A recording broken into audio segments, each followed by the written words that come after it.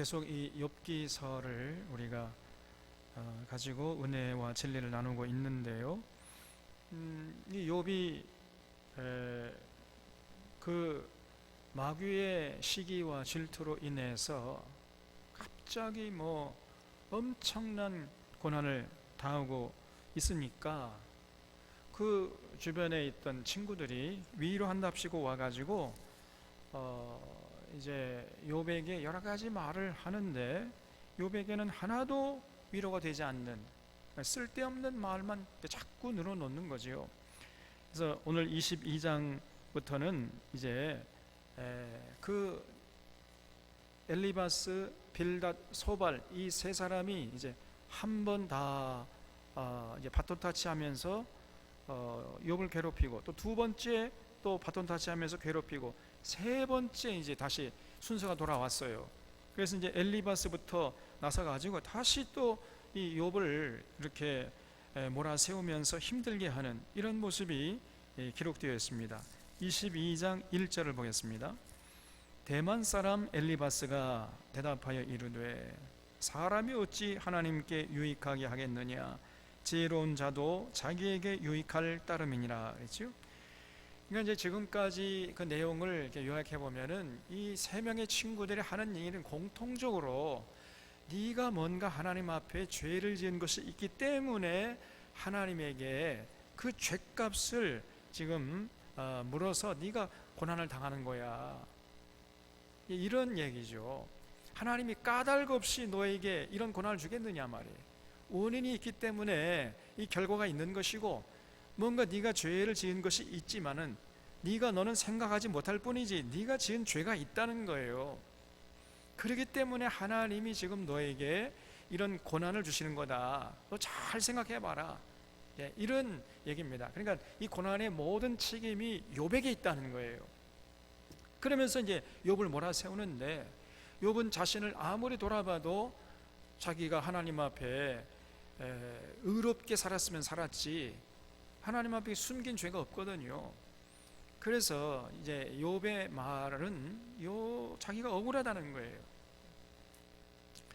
내가 하나님 앞에 불의를 저지른 것이 없는데 결국은 하나님이 지금 나의 이 억울함을 잘 하감하지 않으시고, 하나님이 좀 바쁘신 모양인지 아니면 어디 소풍을 가신 모양인지 내 억울함을 지금 이렇게 돌보지 않아서 내가 지금 이렇게 고난 당하는 것이지, 하나님 앞에 내가 나가서 나를 변호하면 하나님이 반드시 나의 억울함을 풀어줄 것이다.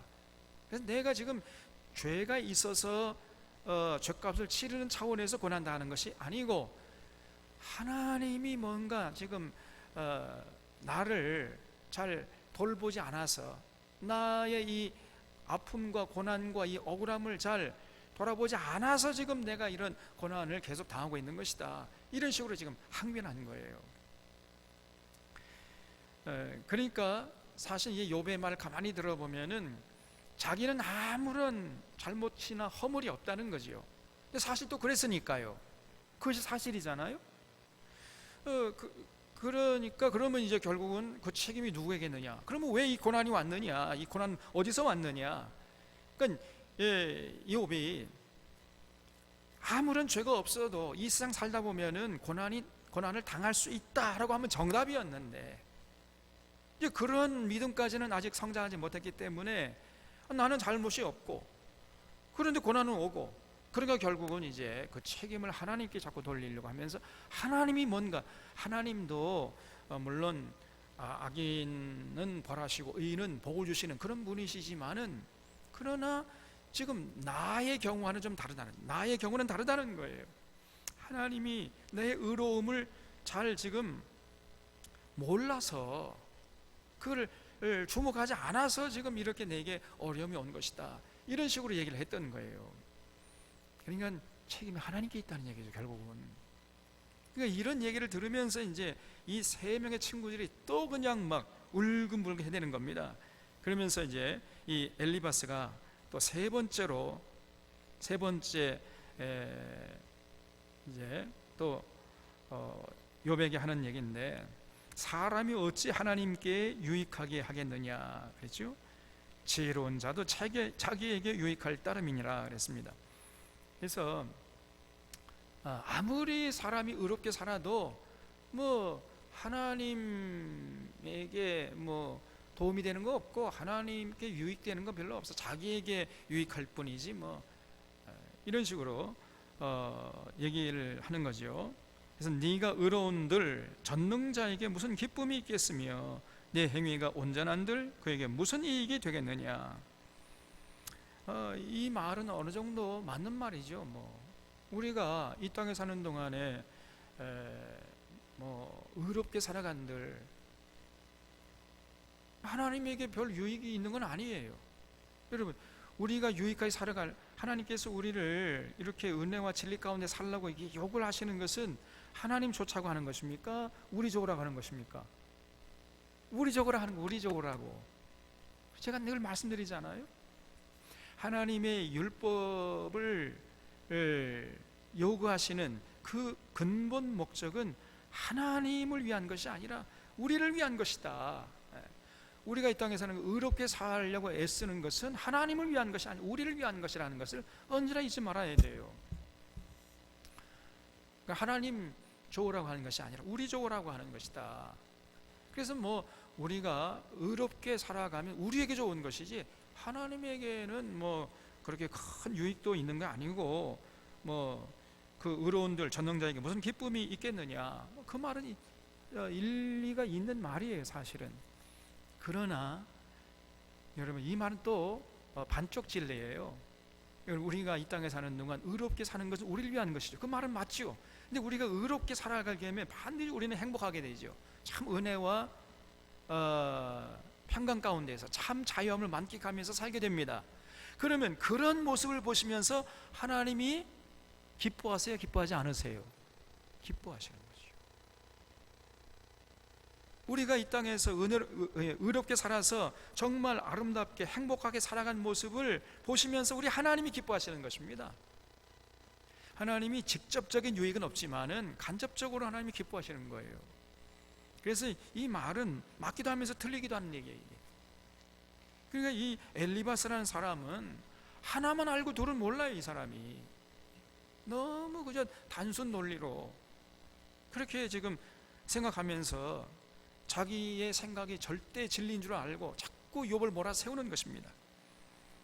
3절에 하나님이 너를 책망하시며 너를 신문하심이 너의 경건함 때문이나 그랬죠. 무슨 말이냐면은 네가 경건하면은 왜 하나님이 너를 책망하시며 너를 신문하시겠느냐는 거예요. 네가 경건한 그런 삶이 없기 때문에 하나님이 너를 책망하시고 너를 신문하시는 것이 아니냐. 네가 지금 아무런 잘못이 없고 너는 경건하게 살았다고 하는데 그러면 하나님이 너를 책망하신다고 한다면 그러면 하나님께 잘못이 있다는 얘기네. 네가 지금 경건하게 사는데 그러면 하나님께서 너를 지금 책망하시고 너를 신문하시겠냐 말이에요. 너 한번 생각해 봐라 너. 이렇게 자꾸 또 이제 엘리바스가 몰아세우는 겁니다. 5절에 내 악이 크지 아니하냐 내 죄악이 끝이 없느니라. 그러면서 이제 5절부터는요 이 10절 11절까지 쭉 이 엘리바스가 네가 이런 삶을 살았기 때문에 하나님께 지금 벌을 받고 있다는 거예요. 근데 이 말 전부 틀린 얘기입니다. 아니 위로한다고 왔으면은 위로를 해야지 왜 정죄를 합니까? 이게 이 엘리바스가요 너무 하나님을 변호한다고 하면서 이제 자기 참 고통당하는 친구 이 욥을 더 고통의 구렁텅이로 몰아넣어버려요 그냥. 그래서 자기는 이제 아주 믿음이 좋은 줄 아는 것입니다. 여기 그래서 우리 하나님 입장에서 볼 때 지금 네가 얼마나 그 죄악된 모습이냐 하면서 이제 여기 5절부터 보면요 네 악이 크지 아니하냐? 악이 크다는 얘기죠. 그러니까 또 내 죄악이 끝이 없느니라 하면서 까닭없이 형제를 볼모 잡으며 지금 욥에게 네가 지금 까닭없이 형제를 볼모 잡지 않았느냐는 거예요. 근데 욥은 까닭없이 형제를 볼모 잡은 적이 없었어요. 나중에 나옵니다만은 욥은요 정말 절대로 까닭 없이 형제를 볼모 잡은 이런 적이 한 번도 없다고 이 욥이 하나님 앞에서 맹세를 해요. 그런 걸 보면은 욥이 정말 의롭게 살려고 정말 몸부림치고 발버둥 쳤거든요. 그런데 아무것도 모르는 엘리베스가 와가지고요 함부로 하나님의 의로움을 이제 변호한다고 하는 얘기가 그러니까 뭔가 욥은 고난 당하고 그러니까 이제 욥에게 네가 이런 잘못이 있지 않느냐 그러면서 막 함부로 정죄해야 되는 겁니다.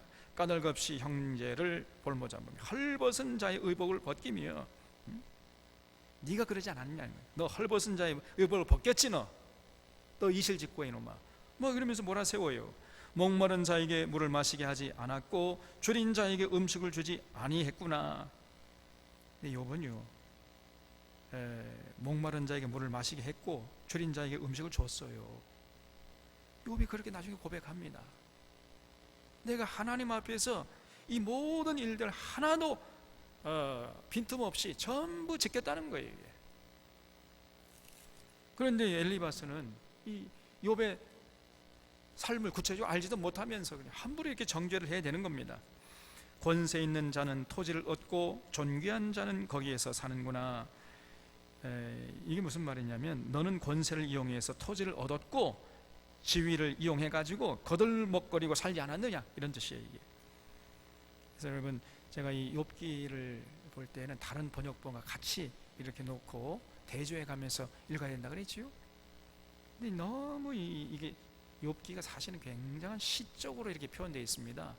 그래서 이거를 조금 이제 좀 풀어서 이렇게 번역해 놓은 번역본을 보면 이해가 돼요. 권세 있는 자는 토지를 얻고, 네가 권세를 부려가지고 토지를 얻었고 그리고 존가처럼 거들먹거리면서 네가 살았구나, 이런 뜻입니다. 이게 8절이. 그러면서 욥을 자꾸 욕해야 되는 거죠. 네가 이렇게 살았기 때문에 하나님께 지금 심판받아가지고 이런 꼴을 당하는 거야 이거사, 이런 얘기죠. 9절에 너는 과부를 빈손으로 돌려보내며 고아의 팔을 꺾는구나. 그러므로 올무들이 너를 둘러있고 두려움이 갑자기 너를 엄습하며 어둠이 너로 하여금 보지 못하게 하고 홍수가 너를 덮었느니라. 쉽게 말해서 지금 네가 네 죄값으로 지금 이런 고난을 당하는 거다, 이런 얘기죠. 12절에 하나님은 높은 하늘에 계시지 아니하냐. 보라, 우두머리 별이 얼마나 높은가. 그러나 네 말은 하나님이 무엇을 하시며 흑암 중에서 어찌 심판하실 수 있으랴, 이렇게 얘기한다는 거죠. 그러니까 이제 욥이 하는 말이 그랬잖아요.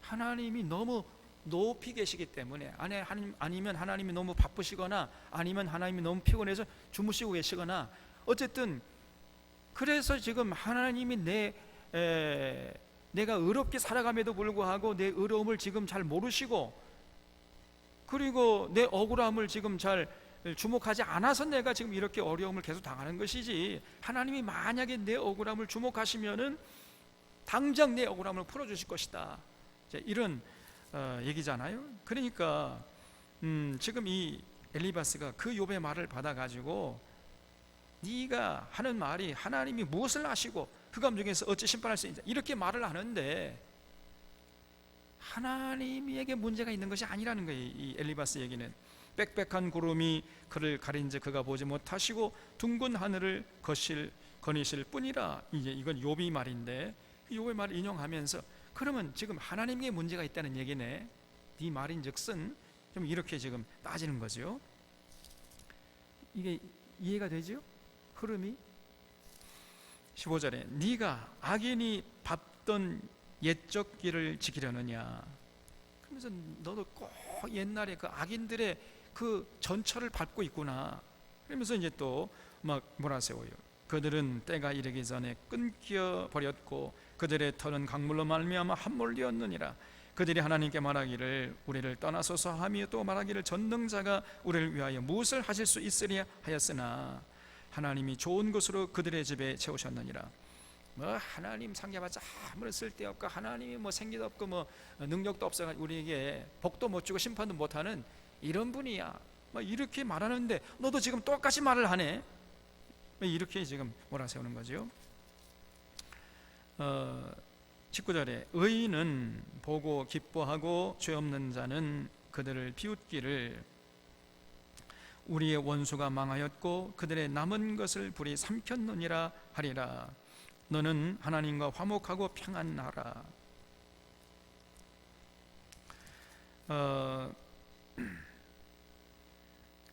그래서 지금 이미 욥이 하나님과 화목하고 평안하고 있잖아요. 하나님과 욥 그 관계는 아무런 문제가 없잖아요. 그래도 고난이 온 거 아닙니까? 근데 지금 이 엘리바스는 욥에게 네가 뭔가 지금 하나님과 화목하지 못하고 그렇기 때문에 평안을 누리지 못하고 있는 것이다. 그러면서 이제 뭐 자기 나이를 들먹이면서 네가 지금 하나님과 화목하지 못하고 있는, 하나님과 화목하고 하나님과 평안하면은 그러면 하나님께서 너에게 복을 주실 거야. 이러면서 자꾸 훈계를 해요. 근데 그 훈계가 안 맞아요. 엉터리예요. 말도 안 되는 얘기를 자꾸 늘어놓고 있어요, 이 사람이. 그 욥이 들을 때는 그냥 잔소리일 뿐이죠, 잔소리.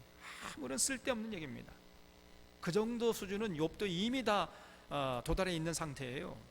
그 정도 이 엘리바스의 신앙의 수준 정도는 욥은 벌써 이미 뛰어넘은 그런 상태입니다. 근데 괜히 와가지고 말이죠, 그 비싼 밥 먹고 와가지고 뭐 그냥 헛소리만 그냥 늘어놓고 있는 거지요. 22절에 청하건대 너는 하나님의 입에서 교훈을 받고 하나님의 말씀을 내 마음에 두라.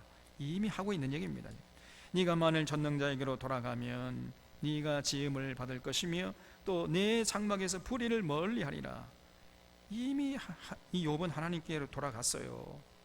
얼마나 하나님과 참 관계가 친밀한지 모릅니다. 하나님과 화목하고 참 평안을 누리고 있는데 마귀가 와서 지금 그러는 건데 이걸 전혀 알지 못하고 있는 거죠.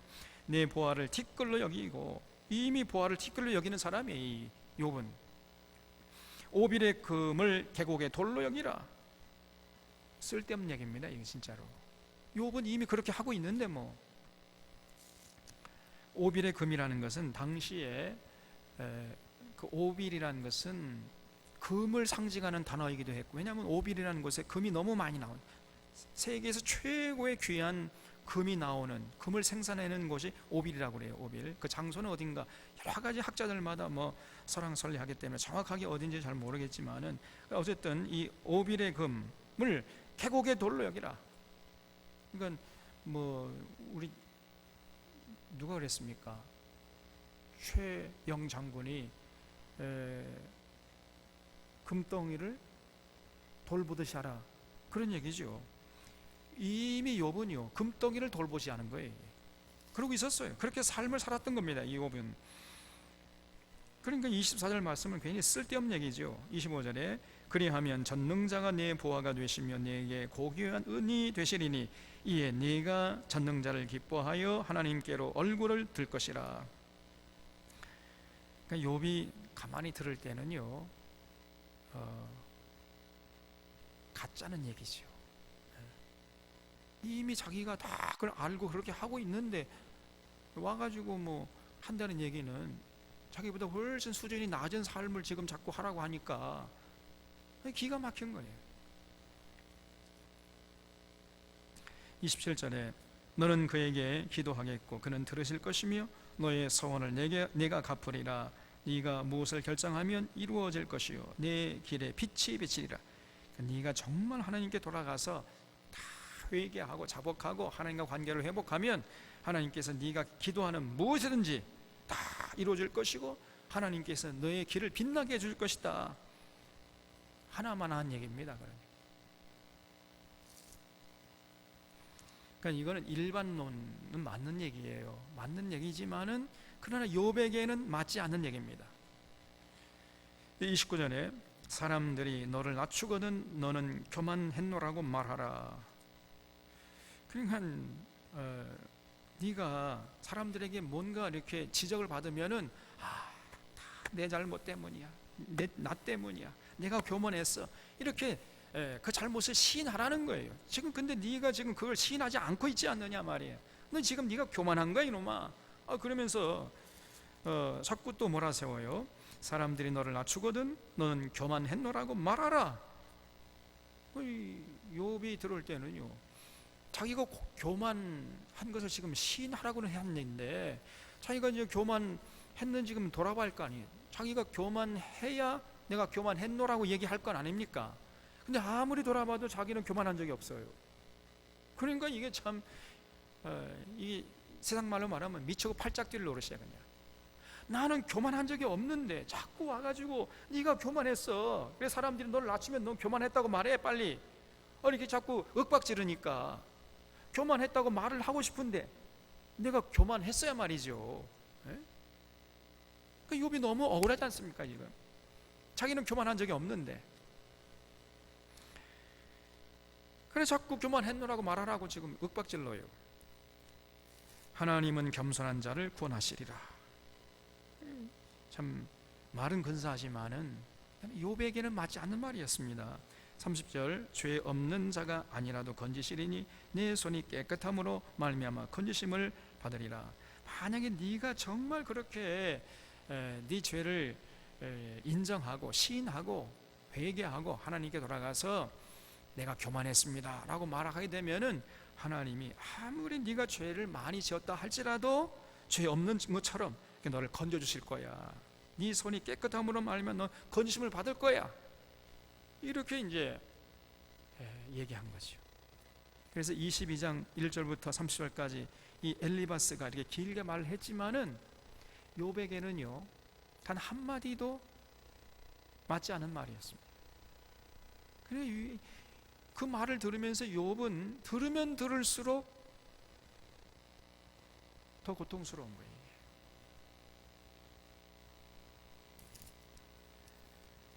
그래서 욥은요 정말 미칠 노릇입니다. 그냥 자기는 교만하지 않았는데 네가 교만하기 때문에 어려운 꼴을 당하니까 교만하다고 빨리 말을 해. 너는 자꾸 하나님께 지금 문제가 있다고 하는데 지금 너는 문제가 없는데 하나님이 지금 문제가 있다 그렇게 말을 하는데 네가 지금 교만한 거야 이놈아. 빨리 교만하다고 말을 시인해. 그래 자꾸 이렇게 닥달해야 되는 거예요. 그냥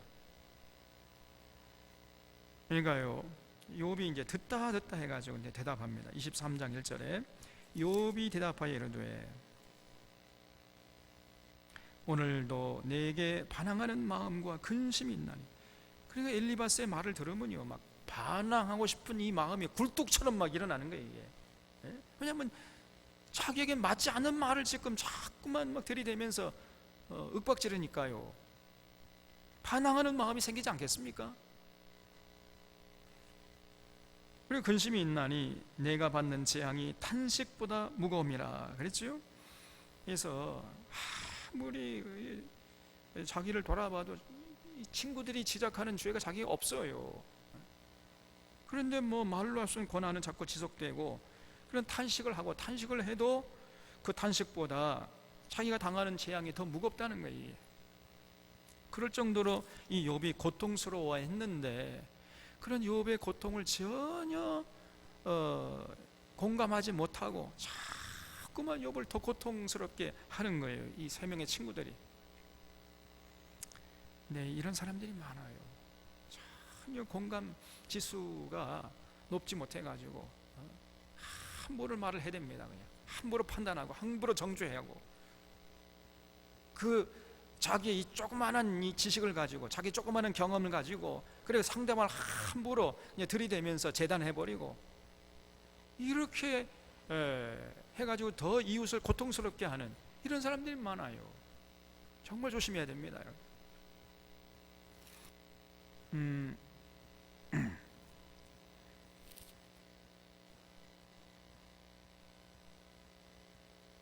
그래서 지금 이제 욥이 다시 이제 탄식하면서 하는 얘기가 3절에 내가 어찌하면 하나님을 발견하고 그의 처소에 나아가랴. 어찌하면 그 앞에서 내가 호소하며 변론할 말을 내 입에 채우고 내게 대답하시는 말씀을 내가 알며 내게 이르시는 것을 내가 깨달으랴 그랬죠. 그러니까 지금 이 욥의 소원은 딱 한 가지예요. 하나님을 만나고 싶다는 거예요. 하나님과 직접 대면해서 자신의 의로움을 좀 하소연하고 자기의 억울함을 좀 하나님 앞에 아뢰겠다는 것입니다. 그러면 반드시 하나님이 이제 그걸 들으시면은 자신의 의로움을 인정해 주실 것이다. 이런 이제 확신이 있었던 거예요. 그래서 어떻게 하면 하나님을 만날 수 있을까? 어떻게 하면 하나님을 발견하고 어떻게 하면 그의 처소에서 참 나가가지고 하나님 앞에 자신의 억울함을 호소하고 변론할 말을 할 수 있을까? 근데 아무리 사방팔방을 돌아봐도 하나님이 어디 계신지를 모르겠는 거예요. 이게 하나님 만나기만 하면은 자기 문제가 해결될 것 같은데 아무리 생각을 해봐도 하나님 만날 방법이 없는 거예요. 이게. 그래서 내가 어떻게 하면 하나님을 발견하고 그의 처소에서 나아갈 수 있을 것인가? 그러면서 이제 단식하는 겁니다. 여러분, 우리의 마음속에요, 화병이 생기는 사람들이 많은데 왜 화병이 생깁니까? 그 고난 그 자체 때문에 화병이 생기는 게 아니에요. 아무리 큰 고난이 와도 그거를 들어주고 같이 위로해주고 풀어줄 수 있는, 그 자기의 억울함과 그 고통을 이해해주고 말이 통하는 이런 대상이 있으면은 어떤 어려움이나 고난도 이겨낼 수 있어요. 그런데 그런 사람 한 사람을 찾을 수가 없는 거죠. 그럴 때 이제 화병이 생겨요. 자신의 고난과 고통을 어디다 하소연할 데가 없고 자신의 억울함을 어디다가 풀 수가 없는, 자신의 억울함을 좀 들어줄 수 있는 사람 단 한 사람을 찾을 수 없는 이런 상황이 되면요, 이제 마음에 화병이 생겨요. 그 화병은요, 죽음에 이르는 병이라고 그랬어요. 그거는 약도 없습니다. 그냥 시름시름 앓다가 죽어버리는 거예요. 그래서 여러분, 지금 이 욥의 그 신앙의 한계가 바로 여기입니다. 나중에 욥이 하나님께 말로 할 수 없이 이제 또 책망을 받는데, 우리 하나님은 어떤 분이십니까? 여러분, 세상 사람들은 우리의 억울함을 듣지 않아도, 우리의 억울함을 무시하고 들어줄 귀가 없어도 우리 하나님은 절대로 우리의 억울함을 외면하시는 분이 아니신 줄로 믿으시기 바랍니다. 반드시 들으세요. 반드시 들으시고 반드시 응답하시고 반드시 함께 하시고 반드시 그 모든 문제를 해결해 주신다는 것을 굳게 믿을 수 있기를 바랍니다, 여러분. 근데 욥은 너무 큰 고통이 오니까 지금 하나님이 지금 어떻게 졸고 계시는지, 너무 바쁘신지 어디 가셨는지 자기의 문제를 지금 주목하지 않는다고 생각했던 거예요. 이게. 그래서 내가 하나님을 좀 만나고 보고 싶다, 지금 직접 하나님과 대면해서 한번 얘기해 보고 싶다, 이런 마음의 소원이 있었던 거예요. 그러니까 마음속에 이제 화병이 생긴 거죠. 근데 여러분, 그렇지 않습니다. 우리 하나님은요, 특별히 억울한 사람들의 마음, 문제를 주목하고 계세요. 그리고 반드시 개입하시고 간섭하시는 이런 하나님이십니다.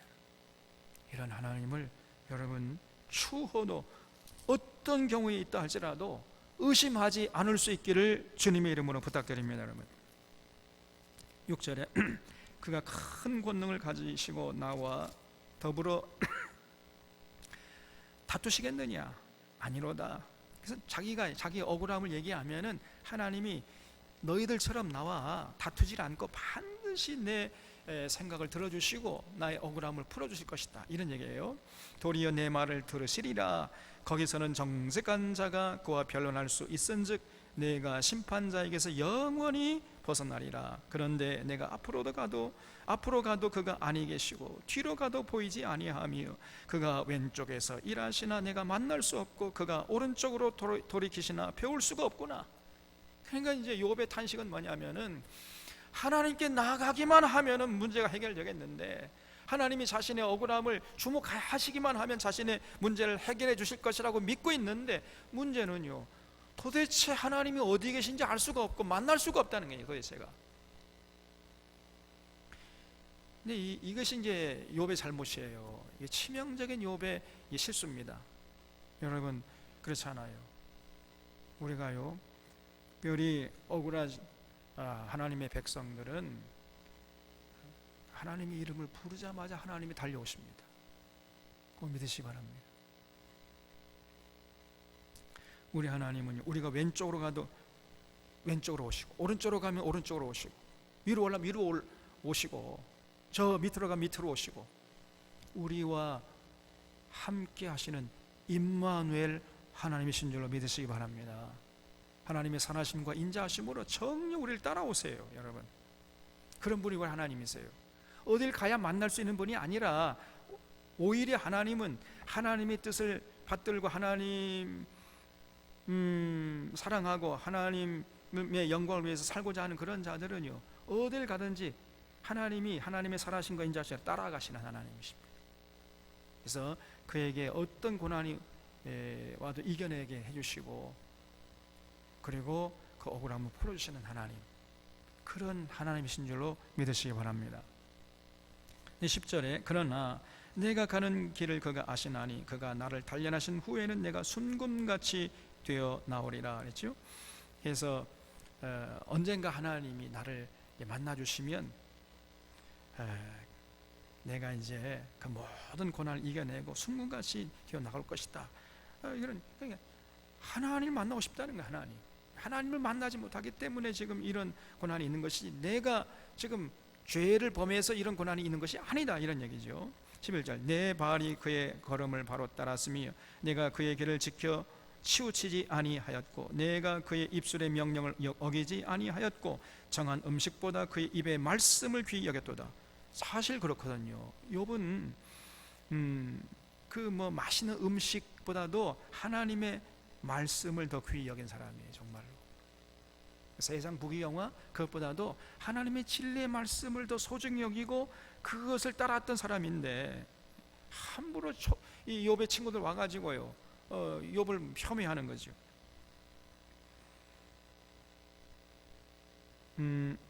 13절 그는 뜻이 일정하시니 누가 능히 돌이키리야. 그의 마음에 하고자 하시는 것이면 그것을 행하시나니 그런즉 내게 작정하신 것을 이루실 것이라. 이런 일이 그에게 많이 있느니라. 그러므로 내가 그 앞에서 떨며 지각을 얻어 그를 두려워하리라. 하나님이 나의 마음을 약하게 하시며 전능자가 나를 두렵게 하셨나니 이는 내가 두려워하는 것이 어둠 때문이나 흑암이 내 얼굴을 가렸기 때문이 아니로다 그랬죠. 맞는 말이죠. 지금 욥이 두려워하는 것은 뭐냐면, 지금 당장 자기 앞에 발등에 불이 떨어진 것, 이것 때문에 염려하고 근심하는 게 아니라 하나님을 만나지 못한 근심이라는 거예요. 하나님을 만나기만 하면은 자신의 모든 문제가 해결되겠는데, 문제는 앞으로 가도 만날 수가 없고 뒤로 가도 만날 수, 옆으로 가도 좌우로 가도 도대체 만날 수가 없는 거예요. 그래서 지금 욥이 고통 중에 있다, 이렇게 지금 토설하고 있는 거예요. 그러면서 24장은요 전부 다 지금 이제 욥이 계속해서 자신의 억울함을 토설하고 있는데, 그 내용이 뭐냐면 24장 1절에 나옵니다. 어찌하여 전능자는 이 때를 정해 놓지 아니하셨는가 했죠. 이것이 문제라는 거예요. 이게 여기서 때는 무슨 때겠어요? 심판의 때입니다. 하나님이 심판의 때를 정해 놓지 아니하기 때문에 지금 내게 이렇게 어려움이 있다는 거예요. 그를 아는 자들이 그의 날을 보지 못하는 거 그랬죠. 하나님이 심판의 때를 정해놓지 않아가지고 그를 아는 자들이 왜 이렇게 그의 날을 보지 못하게 하는가. 하나님이 심판의 때를 딱 정해놨더라면은 어떻게 되겠어요? 그러면은 그를 아는 자들이 그 심판의 날을 알기 때문에 또 인내할 수도 있는 것이고, 그렇잖아요. 어떤 고난도 다 참아낼 수 있는 것인데, 도대체 심판의 때가 언제인지 도대체 하나님이 정해놓지 않았기 때문에 지금 이렇게 고통스럽다는 거지요. 또 심판의 때를 정해놓지 않았기 때문에 불의한 자들은요 어떻게 됩니까? 불의를 행할 때에 만약에 심판의 때를 딱 하나님이 정해놨다, 그래서 어느 날이 심판의 날이다, 그걸 알고 있으면은 불의한 자들이 그 불의를 마음 놓고 할 수 있겠어요, 없겠어요? 할 수 없겠죠. 또 불의를 향해다가도 그 심판의 때가 가까이 오면은 아이고 나 이제 그만해야지, 이렇게 좀 경계하면서 자신을 돌아보겠지요. 근데 문제는 하나님이 심판의 때를 정해놓지 않았어요. 지금 이 욥이 자꾸 그렇게 느껴지는 겁니다. 그래서 의인에게는 더 고통스럽고 악인은 자기의 죄를 돌아볼 겨를도 없이 계속 악을 행하고 이렇게 된다는 거예요, 이게. 그래서 하나님이 그 전능자가 때를 정해놓지 아니하셨다, 이것이 문제라는 거예요. 여러분 근데 한번 돌아보세요. 여러분, 하나님께서 심판의 때를 정해놓는 것이 좋겠습니까? 정해놓지 않는 것이 좋겠습니까? 다시 말씀드려서 하나님이 이 날이 심판의 때다라는 것을 다 알게 하는 게 좋겠어요? 모르게 하는 게 좋겠어요? 네? 모르게 하는 게 좋은 겁니다. 알게 하시면 어떻게 되겠어요? 어떤 현상이 벌어지겠습니까? 몇 날 며칠이 하나님 심판의 날이다. 그러면 어떤 현상이 벌어지겠어요?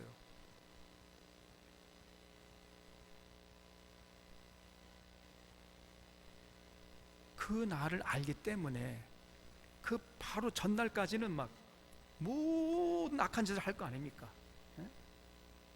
그리고 그날 밤에 이제 회개하면 될 거 아니에요. 그러니까 하나님의 심판의 날을 모르게 해야 돼요. 알게 하면 안 됩니다. 이 욥이 생각이 짧았던 거예요.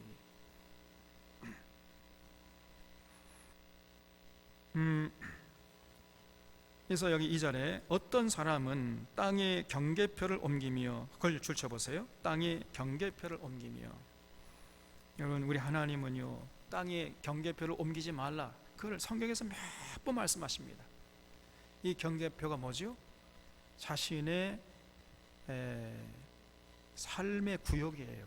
하나님께서 우리에게 너는 여기서 이런 역할을 하면서 이런 사명을 감당하면서 살아라 라고 하나님께서 줄로 재어준 구역이 있어요. 그 구역 밖을 넘어가면 안 됩니다. 그 구역 안과 밖을 표시해 놓는 그 줄이 경계표예요. 그래서 우리는 반드시 그 경계표 안에서 살아야 돼요. 그래야 참된 평화와 참된 평안과 참된 자유함을 만끽할 수 있는 것이지, 그 경계표 그 밖으로 나가면은 내가 더 멋있게 아름답게 더 자유롭게 자유를 만끽하면서 마치 독수리가 하늘 나는 것처럼 그런 자유함을 만끽하면서 살 수 있겠다. 천만의 말씀이에요. 그 경계표 안에 있을 때 우리가 참 자유함을 만끽할 수 있는 것이지, 그 경계표 밖을 벗어나는 순간에 우리가 누리던 모든 자유가 사라져 버리는 거예요. 그래서 하나님께서 계속해서 너희들은 경계표 혹은 지계표거든, 경계표나 지계표를 옮기지 말라, 이런 말씀이 구약성경에서 계속 나옵니다. 경계표를 옮기는 것, 지계표를 옮기는 것이 하나님의 큰 죄가 된다는 거예요. 쉽게 말하면 목사는 목사의 자리가 있어요. 목사의 역할이 있습니다. 장로는 장로의 자리가 있고 장로의 역할이 있어요. 근데 오늘 보면 목사가 장로 노릇까지 다 하려고 그러고, 또 어떤 교회 가면요, 장로가 목사 노릇을 하려고 그래요. 이거는 경계표를 벗어난 거죠. 그 죄가 크다는 말이죠. 우리가 또 다른 말로 하면 박정희 그 전 대통령이 3선까지만 했습니다. 그 3선도 문제가 있었습니다만 3선까지만 했으면 그래도 괜찮았어요. 근데 3선 한 다음에 가만히 생각해 보니까 권력을 내놓기 싫으니까 나는 죽을 때까지 대통령 해 먹겠다 해가지고 유신을 선포해 버렸어요. 이게 경계표를 옮긴 겁니다. 그래서 결국은 그 경계표를 옮긴 대가를 치러 가지고 그냥 결국은 권력이 썩다가 이제 총에 맞아 자기 아내도 죽고 자기도 죽고, 그 아들은 전부 알코올 중독자가 되어버리고 마약쟁이가 되어버리고, 그 딸은 지금 감옥에 있잖아요. 이 경계표를 옮기는 것이 무서운 죄예요. 그래서 땅의 경계표를 옮기며 큰 죄를 짓는 거예요. 양떼를 빼앗아 기르며, 그러니까 옛날에는요, 뭐 행정구역이 정확하게 설정되지 않았기 때문에 밤중에 몰래 가가지고 이렇게 철조망으로 이제 쳐놓은 여기서 여기까지는 우리 땅이다 하는 이 경계표를 조금 더 넓히는 거예요. 밤에 몰래. 그래가지고 부당 이득을 취하는 것이죠. 그게 큰 죄가 되는 것입니다. 땅의 경계표를 옮기며 양떼를 빼앗아 기르며 고아의 나귀를 몰아가며 과부의 소를 볼모 잡으며 가난한 자를 길에서 몰아내나니 세상에서 학대받는 자가 다 스스로 숨는 거예요. 이렇게 악한 놈들이 있어요. 근데 하나님께서 이 심판의 때를 정해놓지 않았기 때문에 이런 악한 놈들이 하나님 두려운 줄 모르고 이런 짓을 계속 한다는 것입니다. 지금 이 욥의 얘기는 5절에 그들은요 가난한 자들이죠. 그래서 악한 자들에게 핍박받는 이런 가난한 자들은 너무 핍박받다가 결국은 거친 광야로 도망치는 거죠. 근데 거친 광야의 들나귀 같아서 나가서 일하며 먹을 것을 부지런히 구하니 빈들이 그들의 자식을 위하여 그에게 음식을 내주는구나 그랬죠. 그러니까 너무너무 이 악한 자들에게 핍박을 받다가 가난한 자들이 그냥 그 숨을 곳을 피해 가지고 이제 도망쳐 가지고 열심히 일을 했는데 뭐 먹을 것을 아무리 부지런히 구해도 먹을 것이 없다는 거죠. 빈들이 그들의 자식을 위하여 그에게 음식을 건줄 보세요. 이것도 시적인 표현인데 여러분 빈들에서 음식을 구할 수 있어요, 없어요? 없죠. 그러니까 이게 무슨 말이냐면은 아무리 열심히 먹을 것을 구하려고 해도 음식을 제대로 구할 수가 없다는 얘기입니다. 이런 내용을 빈들이 그들의 자식을 위하여 그에게 음식을 내주는구나 이렇게 표현한 거예요. 이 시적인 표현이죠. 너무 핍박을 받다가 보니까요 아무리 새벽부터 밤늦게까지 뼈 빠지게 일을 해도 한 끼 입에 풀칠할 수 없는 이런 상황이 됐다는 거예요. 가난이 이제 찾아온 겁니다. 그래서 6절에 밭에서 남의 꼴을 베며 악인이 남겨둔 포도를 따며 의복이 없어 벗은 몸으로 밤을 지내며 추위도 덮을 것이 없으며 가난한 자들에게 핍박받아가지고 악한 자들에게 핍박받아가지고 이렇게 가난한 자들로 산다는 거지요. 이런 사람들이 많다는 것입니다. 왜 이런 현상이 벌어지느냐? 하나님이 그 심판의 때를 정해놓지 않아서 그렇다는 거예요. 그래서 하나님 들어온 줄 모르고 저 사람들이 저렇게 악한 짓을 하고 가난한 사람들은 저렇게 핍박을 받고 고생스럽게 살고 있는 게 아니냐. 이것이 세상이라는 것입니다. 그래서 꼭 세상이 가만히 보면은 그 죄가 있어서 고난당하는 것도 아니고 죄가 없어가지고 저렇게 떵떵거리고 잘 먹고 사는 것도 아니라는 거예요. 지금 이 욥에 하는 얘기가. 그래서 너희들의 말이 지금 틀렸다 이런 얘기를 하고 있는 것입니다. 여기 8절에 산중에서 만난 소나기에 젖으며 가릴 것이 없어 바위를 안고 있느니라. 어떤 사람은 고아를 어머니의 품에서 빼앗으며 가난한 자의 옷을 볼모 잡음으로 그들이 옷이 없어 벌거벗고 다니며 곡식 이삭을 나누나 굶주리고 그 사람들의 담 사이에서 기름을 짜며, 그러니까 이 아주 부자들 담 사이에 뭐가 있냐면요 올리브 나무가 있는 거예요. 그 올리브 나무에서 난 그 열매를 따가지고 기름을 짠 거예요. 그러니까 쉽게 말하면 그 부자들 사이에 노예가 돼가지고 부자들의 그 나무에서 난 올리브 기름을 짜주는데 그 삭슬 받지 못하니까 그래도 배고픔을 면치 못한단 말이에요. 그런 얘기입니다. 그 사람들의 담 사이에서 기름을 짜며 목말라 하면서 술을 밟느니라. 아무리 열심히 일을 해도 목을 취할 그 목마름을 해결할 수 있는 물 한 모금을 얻을 수가 없단 말이죠. 이렇게 세상이 악하다는 것입니다. 성중에서 죽어가는 사람들이 씨름하며 상한 자가 부러지거나 하나님이 그들의 침상을 보지 아니하시느니라. 그래서 이런 세상이 악한 세상이 되는 것은 지금 하나님이 지금 잘 하감하지 않기 때문에 이런 일들이 지금 있다는 걸 너희들이 알지 못하느냐 말이에요. 나도 지금 그런 사람 중에 한 사람이다 이런 얘기죠. 13절에 또 광명을 배반하는 사람들은 이러하니 그들은 그 도리를 알지 못하며, 그러니까 이 광명이라는 것은요 햇빛이죠. 햇빛을 배반하는 사람, 싫어하는 자가 있다는 거죠. 그래서 아무리 햇빛이 빛을 비춰줘도 그 밝은 빛으로 그 빛이 비춰주는 밝은 길로 가기를 싫어하는 사람이 있어요. 맨 어둠을 좋아하고 으슥한 곳을 좋아하고 그런 사람이 있잖아요. 광명을 배반한 사람들은 이러하니 그들은 그 도리를 알지 못하면 그 길에 머물지 아니하는 자라. 그 밝은 햇빛이 비치는 그 밝은 길을 좋아하지 않고 거기에 머물려고 하질 않아요. 사람을 죽이는 자는 밝을 때에 일어나서 학대받는 자나 가난한 자를 죽이고 밤에는 도둑같이 되며, 이런 악한 자들이 아침 일찍 일어나자마자요, 날이 밝을 때에는 가서 학대받는 자, 가난한 자 이런 사람을 죽여버려요. 그리고 밤이 되면 또 뭐 하느냐? 도둑이 되어버립니다. 옆집 가가지고 함부로 강탈하고 약탈하고 수탈하고 이렇게 악한 사람들이 있다는 거예요. 그래서 아무리 햇빛을 비춰줘도 그 밝은 빛에서 올바른 일을 할 줄 모르고 그 밝은 대낮을 별로 좋아하지 않아요, 이 사람들이. 그래서 15절에 가늠하는 자의 눈은 저물기를 바라며 아무 눈도 나를 보지 못하리라 하고 얼굴을 가리며 그랬지요. 참 얼마나 재미있습니까? 가늠하는 자가 아무도 모를 거야 그러면서 제 얼굴을 가린다는 거예요. 그러면 나를 못 보겠지. 사람들이 다 보고 있어요. 그런데 제 눈만 가리면은 아무도 모를 거야 이렇게 생각한다는 거예요. 여러분 그런 거 있죠. 꿩을 이렇게 쫓다 보면은 꿩이 너무 이제 급하다 보면은 잡힐 쯤 되면은요, 이 꿩이 어디를 숨는다는 거예요? 숲풀 속에 숨어버려요. 숲풀 속에 숨는데 머리만 이렇게 숨겨. 그리고 꽁지는 다 밖으로 나와 있어요.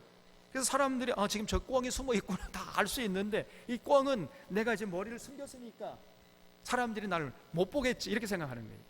그런 얘기입니다. 이해가 되시죠? 그래서 가늠하는 자의 눈은 저물기를 바라며 아무 눈도 나를 보지 못하리라 하고 자기 얼굴을 가려버려요. 그러면 사람들이 나를 못 보겠지. 얼마나 어리석은 자냐 그런 말입니다. 어둠을 틈타 집을 뚫는 자는 낮에는 잠그고 있으므로 광명을 알지 못하나니 그들은 아침을 죽음의 그늘같이 여기니 죽음의 그늘의 두려움을 알미니라. 그들은 물 위에 빨리 흘러가고 그들의 소유는 세상에서 저주를 받나니 그들이 다시는 포도원의 길로 다니지 못할 것이라. 가뭄과 더위가 눈 녹은 물을 곧게 안나니 수월이 그 범죄자에게도 그와 같이 않으니라. 그래서 하나님이 심판의 때를 정해놓지 않았기 때문에 이렇게 악한 자들이 악한 짓 하다가 그냥 죽어버린다는 거예요. 하나님 두려운 줄 모르고 온갖 못된 짓을 하다가 그냥 곧 이제 죽어버린다는 겁니다. 마치 수월이 그 범죄자에게도 그와 같이 하는 것처럼 모태가 그를 잊어버리고 구더기가 그를 달게 먹을 것이라. 그는 다시 기억되지 않을 것이니 불의가 나무처럼 꺾이리라. 그는 임신하지 못하는 여자를 박대하며 과부를 선대하지 아니하는도다. 그러나 하나님이 그의 능력으로 강포한 자들 끌어내시나니 일어난 자는 있어도 살아남을 확신은 없으리라. 그러니까 21절도요, 하나님은 능력으로 가난한 사람들을 끌어내신다는 거죠. 그래서 그분이 한번 일어나면은 아무도 그 생명을 보장할 수 없다는 겁니다. 이런 하나님이 계신데 문제는 하나님이 심판의 때를 정해놓지 않았기 때문에 그 하나님의 능력을 잘 모르고 사람들이 함부로 하나님의 까불다가 그냥 죽어버린다는 거죠. 23절에 하나님은 그에게 평안을 주시며 지탱해 주시나 그들의 길을 살피시도다. 이것도요 23절이 무슨 말이냐면은 하나님은 악한 자에게 안정을 또 평안을 주시기는 하지만은 그러나 그들의 삶을 아주 냉철하게 지켜보신다는 그런 얘기입니다. 그래서 반드시 하나님이 그 악인들의 그 죄를 심판하시는 하나님이라는 거지요. 그러니까 사실은 이러한 욥의 신앙은 엘리바스도 갖고 있는 거예요. 엘리바스 얘기나 욥의 얘기나 똑같은 얘기잖아요 지금. 그래서 하나님은 악한 자에게 심판하시고 의로운 자에게 복을 주시는 하나님, 그런 믿음은 욥에게도 있고 엘리바스나 빌닷과 소발에게 똑같아요. 그런 신앙은. 근데 문제는 그런 하나님의 눈으로 욥을 바라보면서 욥에게 문제가 있다는 것이고, 욥의 얘기는 그런 하나님을 믿지만은, 그래서 하나님 반드시 악한 자에게 벌을 하지만은 나의 경우는 다르다는 거예요. 나는 내가 죄가 없음에도 불구하고 이렇게 하나님에게 고난을 받는 것이다, 이렇게 지금 주장하고 있는 거예요. 그러니까 핀트가 약간 좀 다르지요. 그래서 여기 23절에 하나님은 그에게 평안을 주시며 지탱해 주시나 그들의 길을 살피시도다. 그들은 잠깐 동안 높아졌다가 천대를 받을 것이며 잘려 모아진 곡식 이삭처럼 되리라. 가령 그렇지 않을지라도 능히 내 말이 거짓되다고 지적하거나 내 말을 헛되게 만들 자가 누구리야. 그렇죠? 그래서 이렇게 이제 욥이 또 답변을 하니까 두 번째 또 빌닷이 또 나섭니다. 25장 1절에 수앗 사람 빌닷이 대답하여 이르되 하나님은 주권과 위엄을 가지셨고 높은 곳에서 화평을 베푸시느니라. 욥도 똑같이 믿고 있어요. 지금 전혀 틀리지 않습니다. 그의 군대를 어찌 계수할 수 있으리야. 그가 비추는 광명을 받지 않는 자가 누구냐. 그런즉 하나님 앞에서 사람이 어찌 의롭다 하며 여자에게서 난 자가 어찌 깨끗하다 하리야. 보라, 그의 눈에는 달이라도 빛을 발하지 못하고 별도 빛나지 못하거든 하물며 구더기 같은 사람, 벌레 같은 인생이랴. 그러니까 지금 욥이 너 말이야, 너는 구더기 같은 사람이고 벌레 같은 인생이야. 그래도 어떻게 네가 지금 자꾸 하나님 앞에서 의롭다함을 주장하고 있어? 이거사 너 교만한 거야. 이런 얘기죠. 그러니까 이제 욥이 26장 1절에 욥이 대답하여 이르되 내가 힘없는 자를 참 잘도 도와주는구나. 그러면서 이제 비아냥거리죠. 기력 없는 팔을 참 잘도 구원하여 주는구나. 지혜 없는 자를 참 잘도 가르치는구나. 큰 지식을 참 잘도 자랑하는구나. 네가 누구를 향하여 말하느냐, 누구의 정신이 내게서 나왔느냐. 그렇죠? 이렇게 말하면 네가 지금 하는 말이 누구에서 배운 거야? 네가 받은 영감은 과연 어디서 온 영감이냐? 이렇게 지금 이제 따지고 있는 거예요. 그 정도 믿음, 그 정도 지식은 내게도 다 있다는 겁니다. 지금 5절에 죽은 자의 영들이 물 밑에서 떨며 물에서 사는 것들도 그러하도다. 그래서 지금 네 말을 들어보니까 뭐 네 말 때문에 막 죽은 자들의 영도 지금 물 밑에 떨고 있네. 그러면서 이제 비아냥거리는 겁니다. 하나님 앞에서는 수월도 벗은 몸으로 드러나며 멸망도 가림이 없음이라. 그는 북쪽을 허공에 펴시며 땅을 아무것도 없는 곳에 매다시며. 이 표현이요 시적으로 너무 절묘하죠. 우리 하나님 능력이 얼마나 대단하신지. 그는 북쪽을 허공에 펴신다는 거예요. 북쪽을. 또 땅을 아무것도 없는 곳에 매다셔버려요. 물을 빽빽한 구름에 싸시나 그 밑에 구름이 찢어지지 아니하시느니라. 그는 보름달을 가리시고 자기의 구름을 그 위에 펴시며 수면의 경계를 지으시니 빛과 어둠이 함께 끝나는 곳이니라. 이렇게 하나님이 능력이 있다는 것은 욥도 이미 익히 알고 있고 믿고 있다는 것입니다. 그가 꾸짖으신즉 하늘 기둥이 흔들리며 놀라느니라. 그는 능력으로 바다를 잔잔하게 하시며 지혜로 라합을 깨뜨리시며. 여기 라합이라는 것은 그 밑에 1번 난해주가 있죠. 폭풍우. 그러니까 우리 하나님께서 바다를 잔잔케도 하시고 그냥 막 폭풍우를 깨뜨리기도 하시고 그런 능력이 있는 분이시라는 거죠.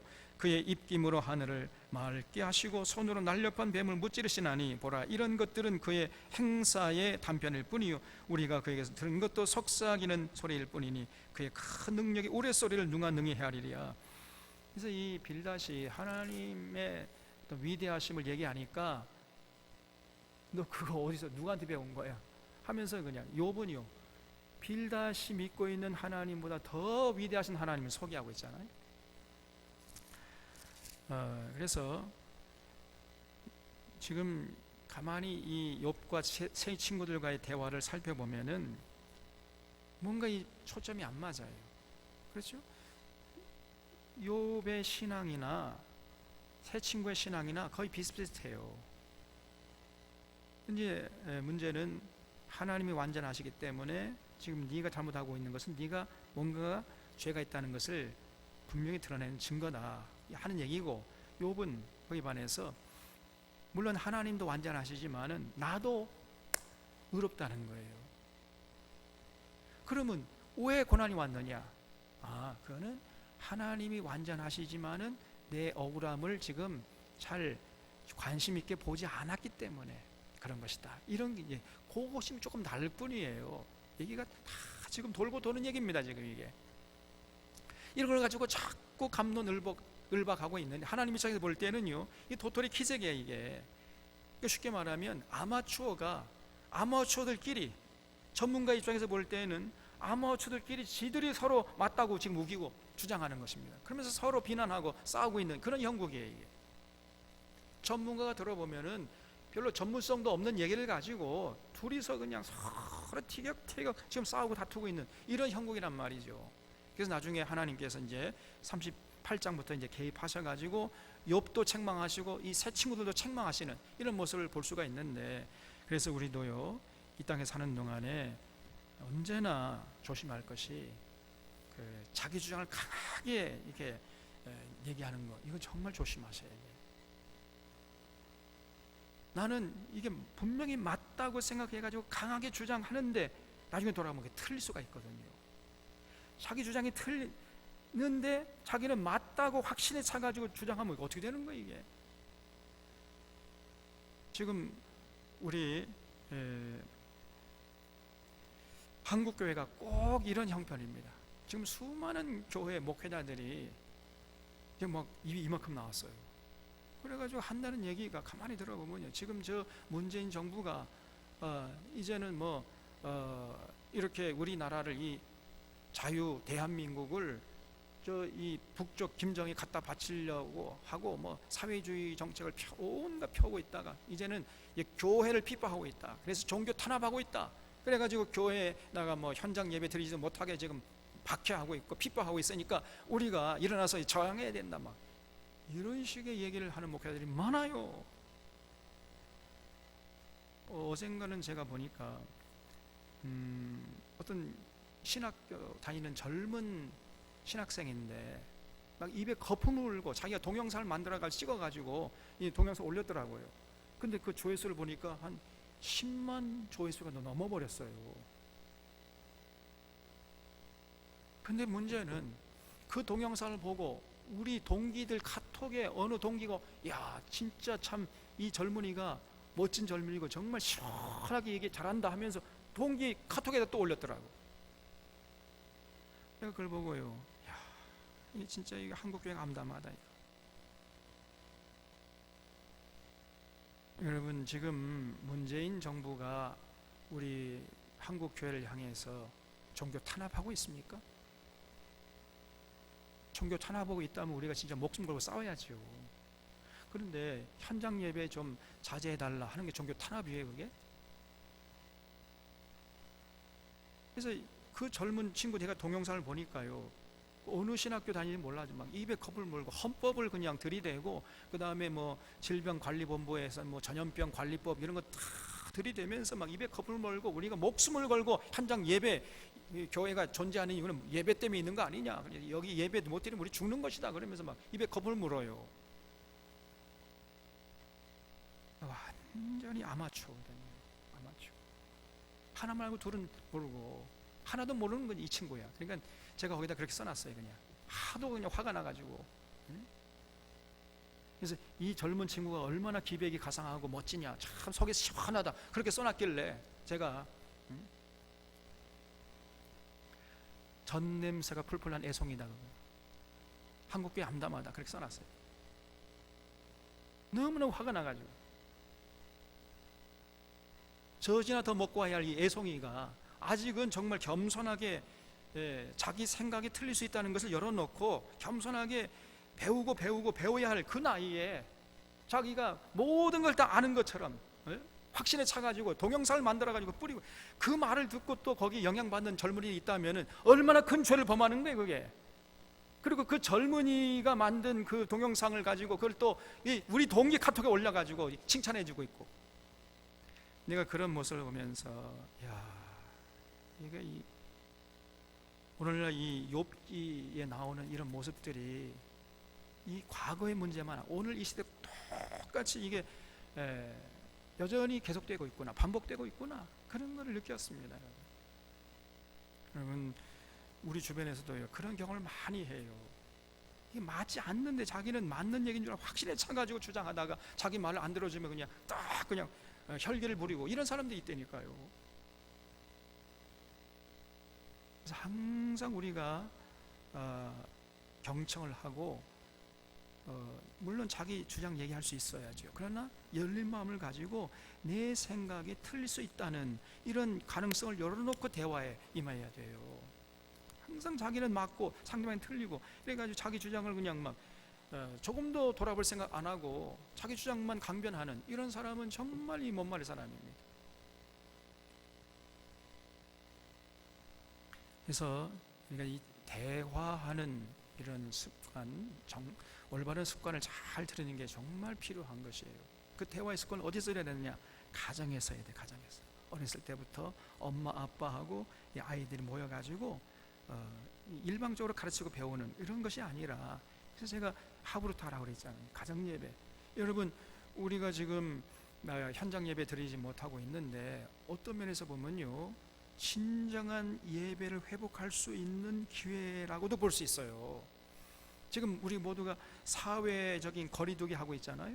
이 교회에서 이제 거리 둬야 되고, 목사님들에게도 거리를 둬야 되고, 또 일반 교우님들과도 거리를 둬야 되고, 그래서 다 지금 사회적 거리두기를 실천하고 있는데, 그러면 남은 곳은 어디요? 가정이죠. 가정에서는 사회적 거리두기 안 해도 되잖아요.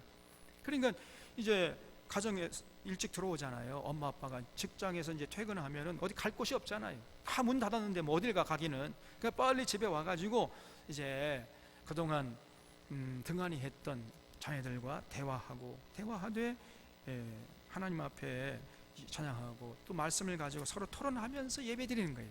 그래서 이 가정 예배를 회복할 수 있는 굉장히 중요한 기회를 우리가 가질 수 있다고 봐야 돼요. 여러분, 사실은 신앙교육, 자녀교육의 최전선이 가정이잖아요. 가정. 근데 그동안 한국교회가 이 가정의 중요성을 무시하고 간과해 왔어요. 그래서 신앙교육은 그냥 교회에서 하는 것이다 이렇게 생각했던 거거든요. 아닙니다. 교회나 교회 학교는 제가 늘 얘기하잖아요. 가정에서 신앙교육 하는 데에 그냥 후원자, 뒷받침 역할을 하는 것이지, 실제적으로 자기 자녀들에게 신앙교육하는 최전선, 가장 중요한 장소는 가정이다. 그 가정에서 부모가 자기 자녀들에게, 그 사랑스러운 자녀들에게 제일 중요한 신앙을 남겨주는 그 일을 부모가 감당해야 돼요. 부모가. 네, 이런 면에서 지금 오히려 좋은 기회를 우리가 가진 겁니다. 우리 교회당에 못 나오기 때문에 가정에서 이제 예배 드리고, 또 예배 드린 다음에 둘러 앉아서 도란도란 이제 식사도 같이 하고 먹고 마시고, 그리고 또 대화도 하고, 얼마나 좋은 기회입니까? 가정을 회복하고 가정 예배를 회복할 수 있는 좋은 기회를 하나님이 우리에게 주신 것이에요. 이걸 놓치지 말고 잘 선용하면은 오히려 전화위복의 기회가 될 수 있습니다. 그래서 여러분, 이렇게 가정에서 부모님과 끊임없이 대화하고 토론하면은요, 대화의 기술이 높아져요. 그런 아이들은 세상에 나가서 상대방의 마음을 움직일 수 있는 대화를 하게 되고, 상대방 말도 잘 듣고, 이러다 보니까 이제 리더십이 생겨요. 하나님의 거룩한 도구로 살아갈 수 있게 되는 것입니다. 그래서 어떤 사람 보면요, 저 사람이 인격은 참 훌륭한데 대화가 서툴러요. 대화가. 그래서 이 인간관계가 원만하지 못하고 매끄러지지 못한 이런 사람들이 참 많습니다. 오늘 이 욥도 그렇고, 이 욥의 세 친구들도 그렇고. 그래서 우리 사랑하는 사론의 교우들은 이런 욥의 경우를 잘 살펴보면서 정말 자신이 생각하는 말을 똑바로 명료하게 핵심을 짚어가면서, 그리고 상대방이 도대체 무슨 말을 하는가 이걸 잘 이렇게 파악해가면서 잘 대화를 해가지고 원만한 관계를 유지하고, 또 하나님과의 관계도 원만하고, 이런 아름다운 삶을 살아가는 저와 여러분들의 삶이 될 수 있기를 바랍니다. 기도하시겠습니다.